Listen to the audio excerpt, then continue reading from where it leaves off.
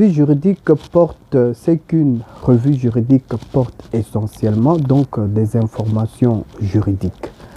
Parce que la quasi-totalité de juristes congolais sont convaincus qu'il n'existe pas dans notre législation des dispositions qui permettent aux anciens présidents élus de choisir soit d'obtenir un mandat électif ou soit de rester dans leur situation de sénateur à vie et d'en jouir des prérogatives qui en découlent. Au fait, je suis un avocat, donc j'ai la pleine conscience du risque que je cours. Parce que qualifier un professeur de son grade d'être malhonnête, c'est un risque réel. Mais c'est parce que mes prétentions sont véridiques, parce que j'ai su démontrer dans mon livre la véracité de mes prétentions, que je me sens plus en sécurité. Parce que je ne risque rien. Tant qu'on dit la vérité, on ne peut pas tenir une diffamation. Et moi, j'ai dit la vérité parce que j'ai démontré d'abord la mauvaise foi. Parce qu'on ne peut pas établir la malhonnêteté si on n'arrive pas d'abord à constituer ou à établir aussi la mauvaise foi. C'est bien noté dans mon livre. Il n'y a pas de doute là-dessus. Majorité des avocats qui lisent mon livre finit par prendre acte de détester, de ne plus respecter ses professeurs. Parce que c'est un professeur qui a une intention de gâcher l'éducation. Donc j'ai tout démontré dans mon livre. J'ai démontré sa mauvaise foi avec une grande pertinence. Même celui qui n'est pas juriste saisit quand même le sens et la compréhensivité et l'intelligibilité de mon livre et de la mauvaise foi de professeur Mbata. Je prends les cas où on lui avait posé cette question, que peut-on renoncer au statut des sénateurs à vie en droit constitutionnel congolais? Le professeur Mbata a répondu sans scrupule que les constituants n'ont pas prévu cette option pour les sénateurs à vie. Cela signifie que lorsque vous êtes un sénateur à vie, vous ne pouvez pas renoncer à ça. Ce qui est faux. C'est d'abord blessant. Parce que l'article 104, alinéa 7, qui ne souffre d'aucune ambiguïté, est clair et limpide comme l'eau de Dassani. Cet article dit ceci: les anciens présidents élus sont de droit des sénateurs à vie. Ici, le constituant emploie le terme droit avec toute sa pertinence, parce que le droit implique le renoncement. À défaut du renoncement, ce n'est plus un droit, c'est un devoir, c'est une obligation. Voilà la différence. Quand on dit vous avez droit, ça signifie que vous avez cette possibilité de renoncer. Si vous n'avez pas cette possibilité de renoncer, on ne peut pas dire de droit. On va dire du devoir, d'une obligation, d'une contrainte. Si les constituants avaient cette intention-là, devraient employer son par contrainte des sénateurs à vie ou son du devoir des sénateurs à vie. Mais si les constituants a parlé du droit, c'est parce que le droit implique les renoncements. Je ne comprends pas. Aucun juriste ne peut venir me contredire parce que ce sont des notions élémentaires. Même un étudiant de G1 droit connaît cela. La différence entre droit et devoir, c'est ça, la possibilité de renoncer. Mais le professeur Mbata dit non, le constituant n'a pas prévu. Dans le constituant, quand le constituant employait le terme droit, c'était parce que le constituant ne savait pas que le devoir existe ou l'obligation existe. En tout cas, c'est regrettable, c'est touchant, c'est blessant. En tout cas. Je dois avouer que le droit requiert de l'intelligence, il faut être intelligent pour comprendre la subtilité des expressions juridiques. Le constituant a employé l'expression à vie. Alors, qu'est-ce que cette expression signifie dans ces contextes?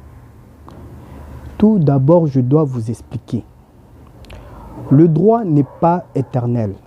Le droit peut s'éteindre et ça s'éteint que de deux modalités. La première modalité, qui est la modalité naturelle, c'est-à-dire la volonté de son titulaire. Une fois son titulaire ne veut plus de ce droit, il renonce à ça, n'est-ce pas? C'est la raison pour laquelle je dis que c'est une modalité naturelle parce que c'est dans le droit. C'est intrinsèque, c'est lié au droit. Quand on dit vous avez le droit, donc vous avez cette possibilité, n'est-ce pas? La deuxième modalité qui est la modalité par l'autorité de la loi. Ici, la loi établit les circonstances par lesquelles le droit est appelé à s'éteindre de plein droit, c'est-à-dire indépendamment de la volonté de son titulaire.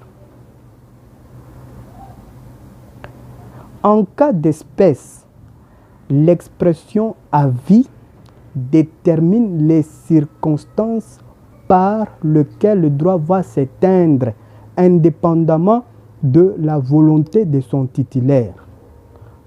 À l'occurrence, Joseph Kabila. Si le président honoraire Joseph Kabila ne voulait pas renoncer au statut de sénateur à vie, il restera sénateur.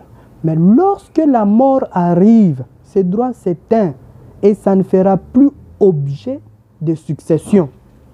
Voilà pourquoi on appelle ça dans le jargon juridique que c'est un droit intuito persona qui est attaché à la personne.